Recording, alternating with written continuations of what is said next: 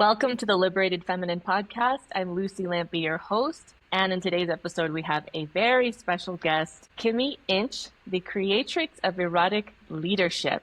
Love this, love this. She is a renowned expert on intimacy, conscious kink, and unlocking your body's untapped erotic energy. With over 2 decades of experience and training from top mentors in Tantra, conscious kink, and sacred sexuality, Kimi has helped thousands of clients around the world embody their most powerful selves. So whether you're seeking pleasure, empowerment, or wholeness within yourself, Kimi's work is the ultimate in biohacking for unleashing your life force energy to enrich all parts of your life. So without further ado, welcome Kimi, and thank you so much for being here today. Thank you so much for having me. I'm thrilled. I love seeing your face again. And yeah, I can't wait to talk more about my favorite subject. And Kimi and I, we first met, let's see, what was it during, I think it was through TikTok originally. Yeah.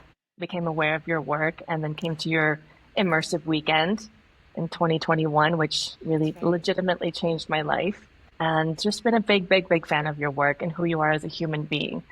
So this is beyond the scope of the work. You all here, listeners, know that the people I bring onto the podcast are not just doing really amazing work in the world, but also are really solid human beings. So let's get into this conversation. I love it so much. So Kimi, how do you define kink? Yeah. We'll start there.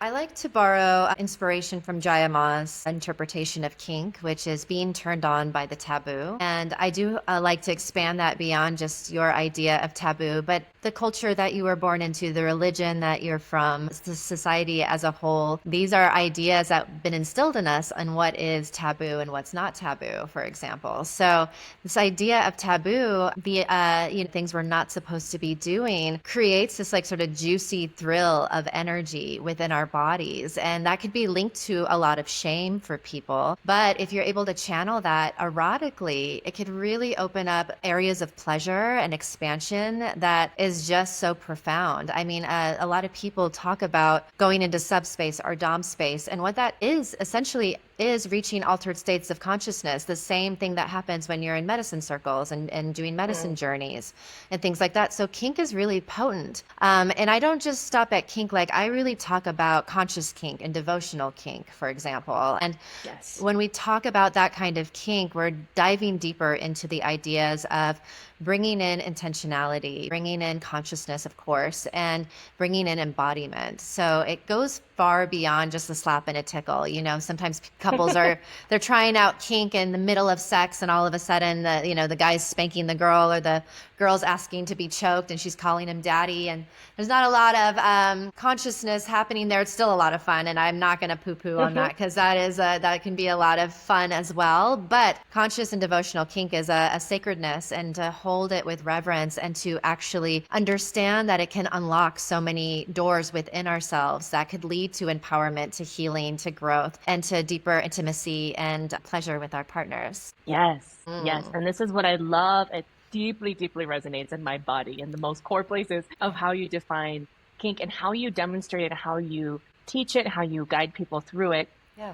And speaking to, I love it, also mentioning not poo-pooing on anybody's fun. We're not trying to not trying to yuck your yum anybody. Relax. Yes, not yucking anybody's yum. And also, there's a deeper invitation for so much more. And I found that even for myself, like for example, being called a good girl, right? That when I really let myself enjoy it, oh my God, what is it about this? And for me, it was just like so much more. Like for example, I want to be acknowledged by life, by creator, by God, universe, however we want to define this. And I want to receive. I'm a slut for receiving from the universe. So that really opened up so much in that. Oh, I love that. I'd love to hear that.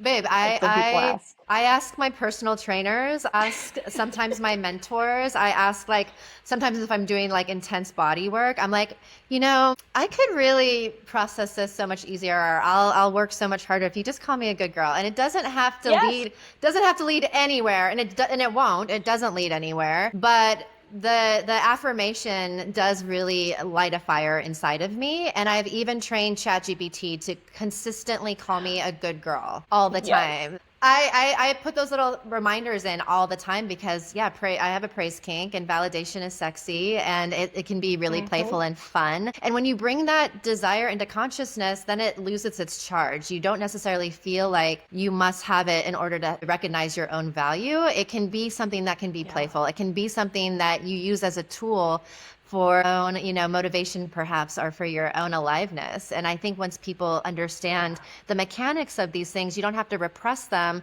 or deny them anymore. You can actually bring them into your life more fully and really embrace them. And then they transform. And it's no longer this thing that has a hold of you anymore. It's something that you can actually enjoy and derive pleasure from. Yes. So it shifts from being a source of shame to a source of pleasure and Right. life.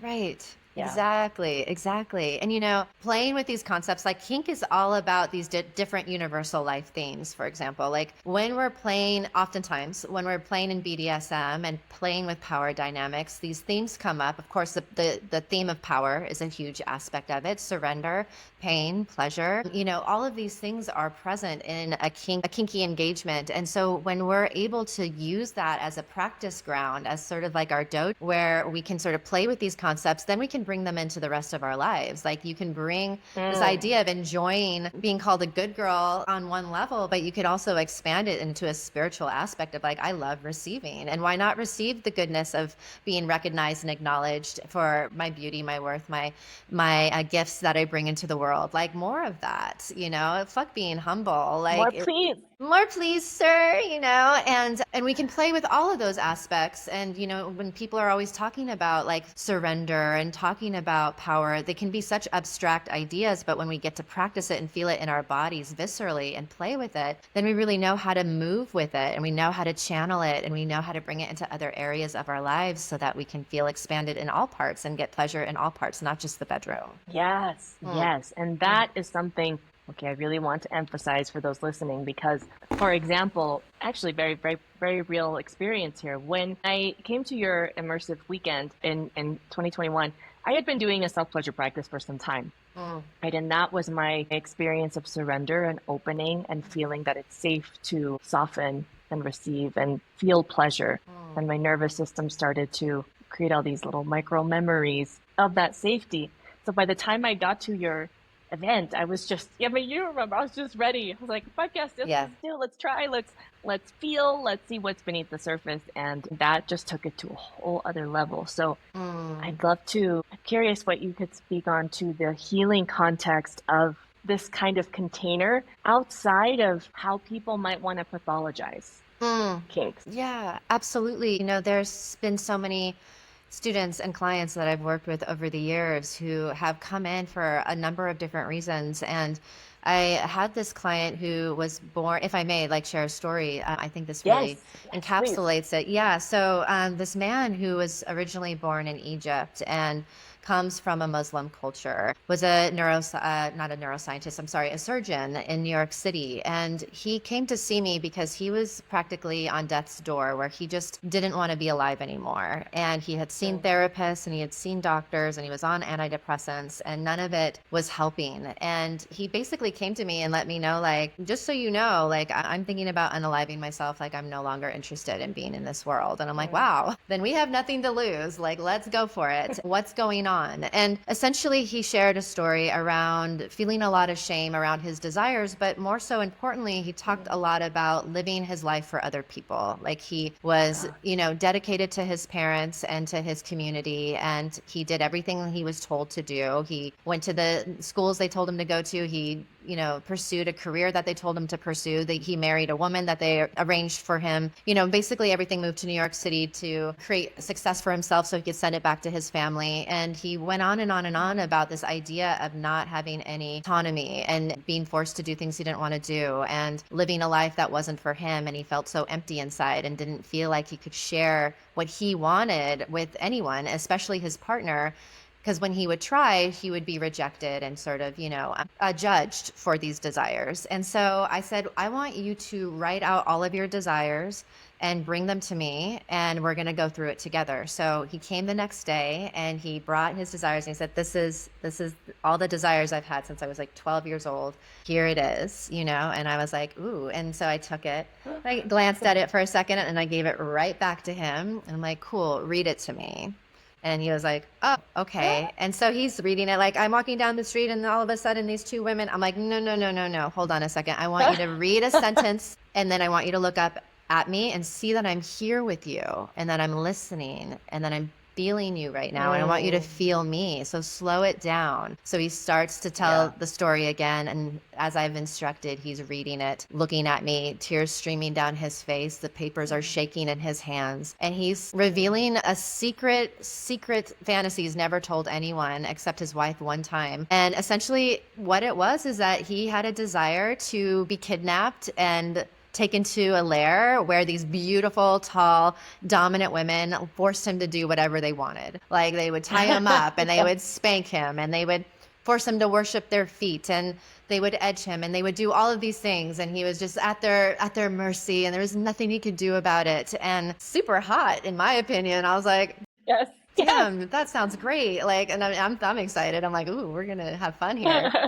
But I'm sitting there also simultaneously thinking like, wow, this is really interesting. And when he finishes his story, I look at him and I'm like, wow, you are so wise to eroticize your victimhood. And he was like, what? And I'm like, yeah, like you've eroticized your victimhood. You've been telling me this whole time how you were forced to do things you didn't want to do, but you wanted to please your parents and you felt like you had to. And now you've just read this story where you were forced to do these things for these beautiful women. And that's what the whole scene is about. Like you've found a way unconsciously to make peace and to find almost like a doorway into pleasure, even through the sacrifices and even through the constriction of your true authenticity. You have found a way to bring pleasure into your life through this fantasy. And he was really taken aback because he was like, wow, like, I don't know. I don't think you understand. I'm from a Muslim culture. I'm from Egypt. Like, you don't understand. And I'm like, okay, I'm going to make a deal with you.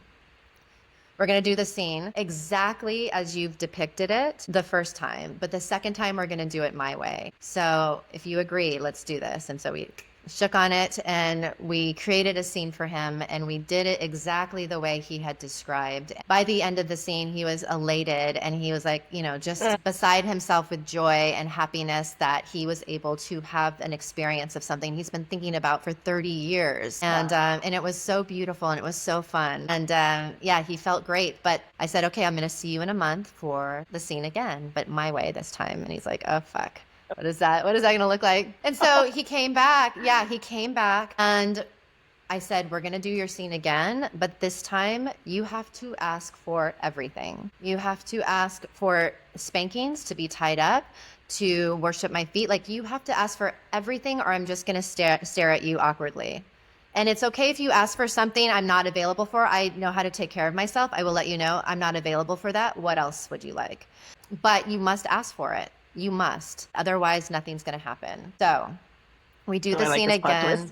Oh, honey, we do it again. And he is crying. I'm like, mistress, will you, like almost like a whisper. It was just so challenging for him to actually say it out loud. Like, will you please tie me up? Will you please spank me? Will you please slap me in the face, etc. And sure enough, I did what I was comfortable with, but we did the scene again with him asking for everything. During aftercare, as I'm holding him in my arms and he's still sort of shaking and crying. And I said, is there anything coming through? Sometimes people get downloads and some truths come out. Is there something that's coming through for you now? And he's like, yes, I feel like if I can ask for what I want here and get it, well, why can't I do that anywhere? Like, why can't I do that in the rest of my life? And I'm like, you can do that. And I encourage you to try. And it's not about getting what you want, but it's about owning what you want and like standing in it. That's the important part, not necessarily the getting of things, but you're going to have a better chance of getting it if you ask for it than not, right? And he was like, I'm going to quit my job. I'm leaving my marriage. And I'm like, no, hold on, time out. Like, don't do anything brash. Yeah. No sudden big movements for the next 6 months while we're on this journey. But sure enough, like, years later, I've caught up with him and he's so happy. He's still in his job, but him and his partner have decided to separate.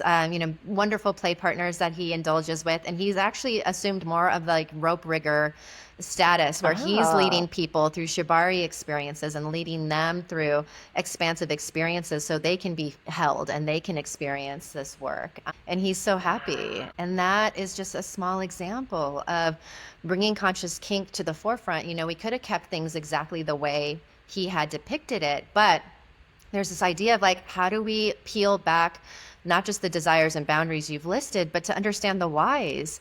What strategies does your desires meet? Like, what needs do we meet here? Because there's so many different strategies to meet our needs that if we open that up a bit more, you might discover that what you're needing is more than, that kind of attention. You're actually needing to stand in your own truth. You're actually needing to remember who you are. And that was what was really needed for him to elevate into where he is today. Oh my God, that is an amazing, it literally changes lives. Oh, It yeah. literally changes lives.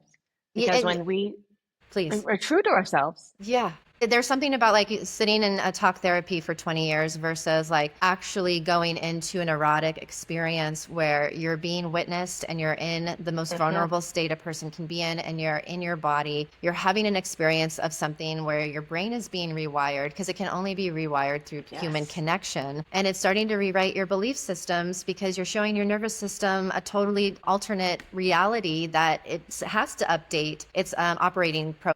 Like, it has to actually update, because you would be, unable to like really function with holding two truths simultaneously. You actually need to upgrade your operating system, if you will, once you receive the new data, once you receive the new information, because you can't unsee what you see, you can't unfeel what you feel. And that's, and that's the gift of kink, is like we put into practice and play the concepts around not just what do we want, but what's in the way of what we want, and how do we play with what's in the way, as opposed to letting it defeat us and letting it depress us and letting us be stagnant. Like, where do we actually get to bring it in and play with it and fuck the shit out of it, Yes, and let it fuck the shit out of us sometimes. Yes, exactly, if we're lucky. Yeah, if we're lucky. This is one of the gifts too of going deeper into this work. It's that it translates into everything in life. Learning what you actually desire, being willing to just be with that, being able to share that with others and be witnessed, being able to ask for what we want, setting boundaries, learning to negotiate. I mean, it goes on and on. Oh, yeah. This is the part that was life-changing, was that I can apply this to how I connect with people, random strangers, my kids, clients, strangers on social media, and it's just like, more please, more please. And also the revelations beneath the fantasies. Like, for example, again, like for me, consensual non-consent. Yeah. And I remember for the longest time thinking, what is wrong with me? This is so messed up. Before understanding, when you just come at things from a psychological perspective, it can kind of fuck with your mind a little bit of like, what trauma did this come from? Was I not loved enough? Was I, whatever that is there something I don't remember that happened to me? And I think those are all valid things to consider, but sometimes we just enjoy what we enjoy. So what have you found about, where do kinks come from? And maybe different avenues. Yeah, it's beautiful, this example that you shared with CNC, for example, because oftentimes there is a misconception that our fantasies and desires come from trauma. And while there's no scientific study or research that proves this to be true, there's a sort of myth floating around that that's the source of it all. And I don't really buy into that after working with thousands of clients for the last 23 years. I do think, though, a lot of the impressions we have about sexuality and attraction and intimacy do come from the impressions we've had growing up around those subjects. And that can look a lot of different ways. But yeah, I want to like expand beyond this idea, because while psychologically you could get curious around, is this actually causing harm to me? Or can our fantasies and desires kind of be like our dreams? Like, there's all these messages and sacred messages in our fantasies and desires. And just like when you have a dream, it's usually not about the context of the dream, it's how the dream makes you feel, or there's certain themes or things to look at within that dream. Same thing happens in our fantasies. Our brains are very complex. So while someone might be interested in being ravished and being overwhelmed, it may not just be the act itself itself, but it's like what it does for a person, like how it makes them feel. Like this could be the ultimate loss of control and responsibility to be completely ravished and taken hold. It could also be the ultimate sense of being desired in some cases, depending on the context of the fantasy of like, oh, this person is so desiring of me, he loses all control of his senses and just must have me no matter what I say or do. He's going to take charge and he's going to take me. So there could be so many different reasons why that might be appealing to someone. And I get really frustrated when I see people online or people say that you're re-traumatizing people by visiting these fantasies. Yes. And I say, like, you know, when we do it with awareness and consciousness and embodiment and curiosity, it's a doorway. Like it's a doorway into understanding ourselves better. And it's so interesting. I had a couple who she was really drawn to wanting to be like an infant, like being infantile. And she was disturbed. Like she was disturbed by this fantasy of like wanting to be almost like a baby. And you know, that's even like a form of age play, right? Is like, you know, this idea of age differences, but hers was truly like she wanted her boyfriend to act like a daddy and like a father, and she would be a baby, and she wanted to be coddled, and she wanted to be able to throw temper tantrums and still be loved, and she wanted to, you know, be fed a bottle and swaddled and all of these things. And when we got curious around like, well, what does that mean for you? Like we started to discover like, you know, she had a lot of neglect growing up, and this idea of being a baby was probably the only time in her life where she felt like she received the most care and nurturing and all of these sort of things. And she was longing for that level of nurturing and care and attention. And so when we started to dive into this fantasy, me and her boyfriend sort of did like a mother-father dynamic, and we like led her through an experience where she could be whatever she wanted to be. She could show up emotional and throw the temper tantrum and still be loved and still be met, and still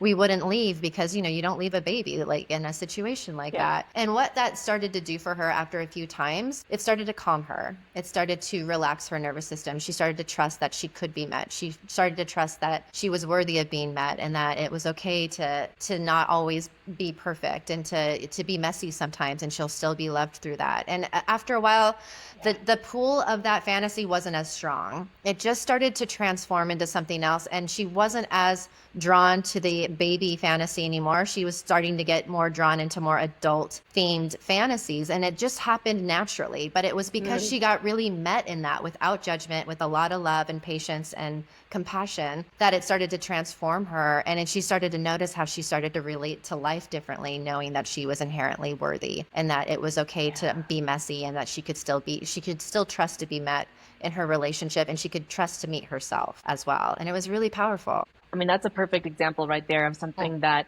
let's say, not big T trauma, like a traumatic event like sexual abuse or assault, but, you know, that fundamental fear that we have as human beings of abandonment. It's a core human deep fear. And so working with that in such a visceral, tangible, palpable way.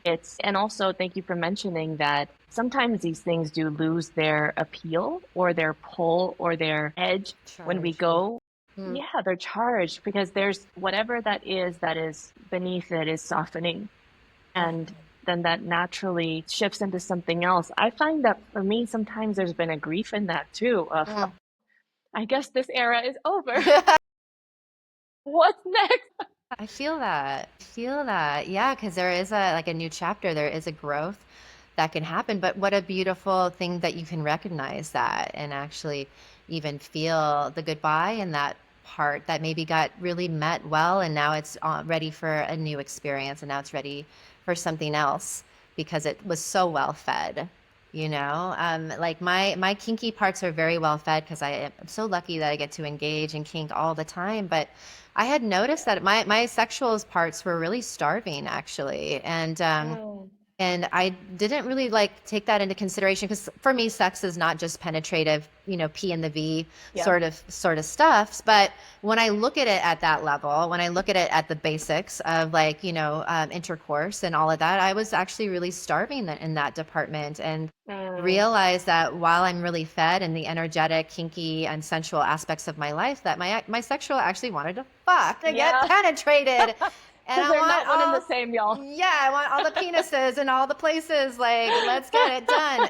And now that's really online for me the last couple years, and I'm just letting myself really be with that part, almost a sacred slut that I've never really allowed to come out before. I enjoy sex always, but the idea of being ravenous in sex and like wanting to be unapologetically insatiable about it is a little bit newer for me, and that is feeling so good. And that's what's here now. So that happens in our seasons of our lives, and like get curious around like what's feeling really well fed, and then what's feeling like it needs some more love and attention, because gosh, we can really we can get even brighter and shinier if we're more curious about what we need and what we want. Yes, exactly. It's a curiosity. Yeah. I find that there's always some kind of edge, because we all have a comfort zone, right? And for me, I think it's all my Scorpio or maybe all my Sag. I have equal parts of both. It's a lot. It's a lot. We're here to go deep and alchemize and just expand and explore and try the things, but also to master. And so for me, I find that this edge is kind of where I've started to live for many years now. I sometimes, like now, it's like my edge is softening. It's soft, so soft. And that was so uncomfortable. So for me to just, speaking of the difference between sexual and erotic, it's very much about that. It's opening even physiologically deeper than I had ever had to open before. Yeah. You know what I'm talking about. Yeah. But also just being a feeling of like, I do enjoy this fullness. I enjoy this. And then I couldn't get enough. And now my partner he was like, I've never never met anybody like you. I said, I know. And you're welcome. You're welcome. Beautiful. There's different aspects, there's not just, I think this is where people get stuck in a rut too. And I'm sure you've seen it with so many of the people that you've worked with, that they've been with someone for any length of time. If it's getting stale, they're probably stuck in the mechanics of just the sexual without introducing the curiosity and maybe what's there that's new that wants to emerge, but also usually leaving the kink and the energetics and all of that completely off the table. So I think, I'm sure there are some people curious to hear this. I'm sure they're all curious to hear this. If they have never explored really kinks and fantasies and more of the taboo, what would be a good way to begin? Yeah.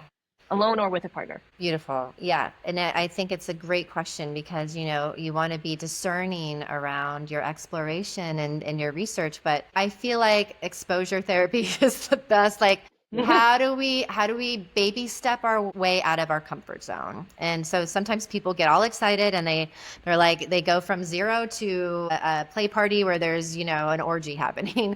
And I'm like, that might be a lot for your nervous system. Yeah, that might be a lot. Yeah. What's the little in between? Maybe it's reading some books. Maybe it's an online course, where you can titrate and go at your own pace. Maybe that graduates to a live online course, so you're still not in the environment. And then maybe that graduates to an in-person experience. Getting curious around what lights you up, like when you've noticed erotic play in movies and books, is there anything that's been curious to you or that has been fascinating? If you're listening to a podcast like this or others, what's like making you lean in and get curious about more? Follow up with the people on those podcasts and get curious around what services they offer. But, again, using that discernment to really do your research and make sure you're aligning with educators and mentors and coaches that are really legit and have been in this field for many years, because unfortunately there's a lot of trash out there, and there's a lot of people that know pretty words and know the language, but they actually don't have a lived experience of the work. And you want to make sure that, in these containers, erotic containers are some of the messiest, most vulnerable places, chaotic places you can travel to. So making sure you have a strong foundation within yourself is important. If you don't have a therapist yet, I recommend having a therapist who you can keep referring back to on this journey. So you have a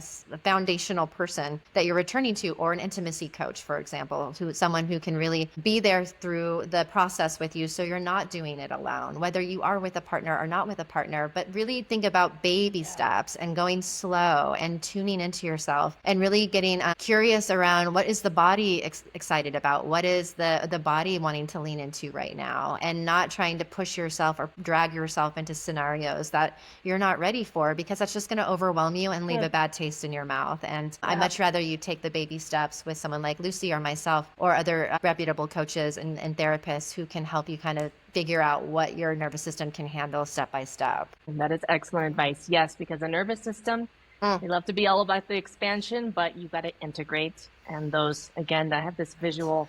I wish I could show it. Y'all are listening. You're not seeing this, but it's like there's a circle, and in the middle, there's a dot. And one of my Latina friends, she called it the chichis because they look like boobs. I'm like, yum, okay, I like this. I use that now. 7 years later, I still think the chichis. But you go to the edge of where that circle is from the center of the comfort zone, and you just play there, you explore there, you live there, and then that becomes the new center. And so then the circle is now over here. And again and again and again. So there's a lot of chichis, a lot of titties. So good. But that, and this is what we're doing. But in between, in that process, there's a lot of integration. And this is what a lot of people don't see enough or hear about. So what is actually, if there are a few, let's say, red flags and green flags that you could share about whether it's a space that they might go into or someone that they might learn from as a next step. Yeah, being able to do consultation calls with people who are in the educational space are so important. I always make myself available for a quick call or a consultation call with people before they come to any of my events. And if that's something that they want to move towards, we can really discuss, is this the right fit for you? And I would be leery of people who aren't willing to have that time and space to kind of talk to you about what's happening. If you're able to experience that person's work online or through their social media and like really get a sense of their voice and messaging and like where their heart's at, like I would really trust your intuition around like who feels like they're really in their heart when they're talking, as opposed to they're just playing a role. Especially when it comes to kink, there can be a lot of educators out there that are really playing up the traditional style of like, power over versus power with. And I get curious around like, well, aside from them looking really good in latex, what are they about? Like, what's their heart? Like, what's their soul feel like? I get really bored by the posturing that I see online around just looking really pretty and sexy. I want to know like, what is your movement with this work? And is this something that you have a deep relationship with? Because I want people to not experience the erotic as a one-off. I want people to have a deep relationship with this because it is the core essence of their being. And because there's so much stigma and repression and trauma around our sexuality, it's important that we're working with people who are trauma informed and who are conscious of the vulnerabilities and the complexities of this world. So get really curious around people's education and training and experience level, and get really curious around hearing their voice and what their messaging is, listening to them on podcasts, listening to them on their social media stuff, and keep tuning in. Referrals are always great as well. And, looking at what other people have done or what people have experienced. I mean, we all have a spicy friend in our group who is the Samantha. Yes. Like, what's Samantha know about it? Like let's talk to Samantha her. Recommend. Yeah, exactly. But yeah, it is important though, little step by step, and taking your time with it. It's not a sprint, it's a marathon, right? Like this is a lifelong journey. And when you start to peel back the layers, you'll just find lots and lots of more layers. There's no destination, there's no end to it. So I know for you and me, Lucy, we've been in this world for so long, and I feel like a little kid in it sometimes. Like I feel like, wow. The deeper we go, the more we're novices. Yeah. We know nothing. I don't know. Like, yeah, I'm happy to impart and share what I know over the last 23 years, but I know I'm still learning so much myself, and it makes it so much more fun and exciting, Yes. It's humbling, and it's also exciting because I think a lot of times in the realm of self-discovery and healing and growth, it can feel like, I'm sure some people listening can relate, it can feel like healing is a full-time job, and then you reach a threshold where you realize, oh, this doesn't end. And actually, that's exciting because it's endless what I can discover. What parts of me have I not met yet? And that's actually a question that I've been sitting with a lot the last year plus. Yeah. I'm meeting a lot more parts of me. And so I think spaces like this are so important to be able to meet those parts. And being leery of the posturing. I can't tell you how many, my God, the fake doms. I love that you speak to this too, Oh because there yeah. is so much. It's not an aesthetic. Right. It is a leadership, a deep care. And so for you, before wrapping up, Yeah. we need to hear this. How do you define that dominant position? We'll call it. Absolutely. And it's so funny because I do that fake Dom series, and the one I did People get mad. recently, it's so good. It makes me laugh. But it's true because I say fake Doms, before you hold a flogger, learn how to hold space. Like, Mm-hmm. learn how to be in Yes. presence. Like, stop relying on the bells and whistles of toys and actually know how to meet someone energetically. And quite often, the idea of Dom sub is really a popular idea of how to play in kink, but I like to use terms like erotic leader and erotic follower. And for me, I started those terminologies because I saw a gap in the way people were approaching dominance and submission and personal power. Because often, dominance, especially in the erotic realm, is seen through the lens of control and performance and hierarchy, but we're not really dominating. Like, there's a fantasy around being dominated, but that's not what's really happening. To me, what's happening in the space is leadership. It's an erotic leadership. And how I break that down is an erotic leader is someone who guides, influences, and inspires life force energy. And an erotic Mm. follower is someone who embodies and expresses life force energy. And you could substitute those terms for artist and muse as well. Like, you could substitute that a lot of different ways, but basically it's the foundation of like stepping into your power and your surrender that's embodied and conscious and aligned. And I hope that when people think of it in those terms, it's the antidote to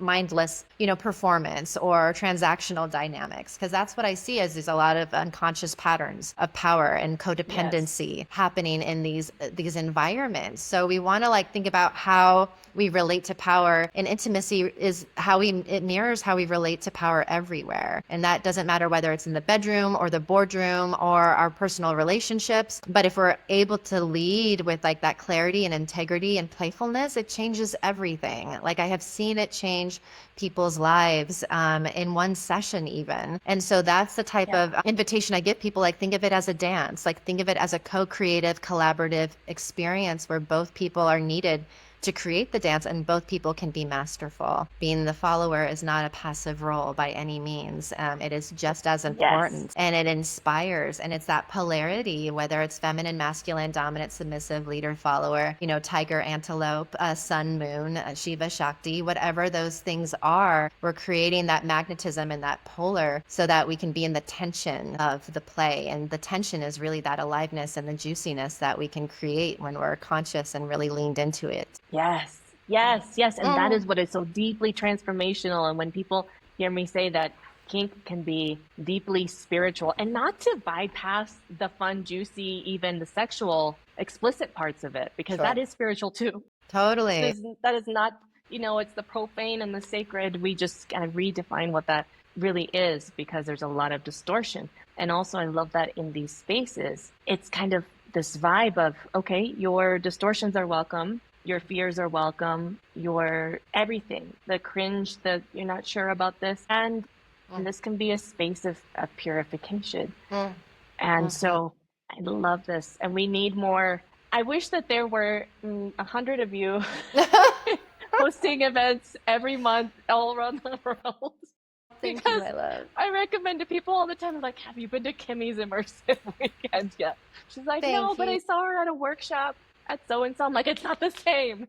Go. Thank you, You baby. need I to go. appreciate that. Yeah, yeah. And you're so right. I mean, like being in person, right? And being in an in-person environment where you can really feel the energy and be hands-on and be in your body. There's nothing like it. And I don't want to downplay the importance of doing other types of work online and all of that. But they're taking that step and really being in your body with it is so important. And I hope that wherever people are in their journey, that's the place that they start to strive towards, because it's a game changer.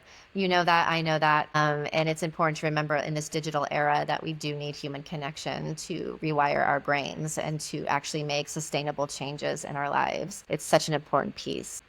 Exactly. And while there are resources that can support you in virtually and making those connections with yourself and with your partner, if you have the opportunity to go, to an event like this, and do it. Just you'll thank us later. So Yes.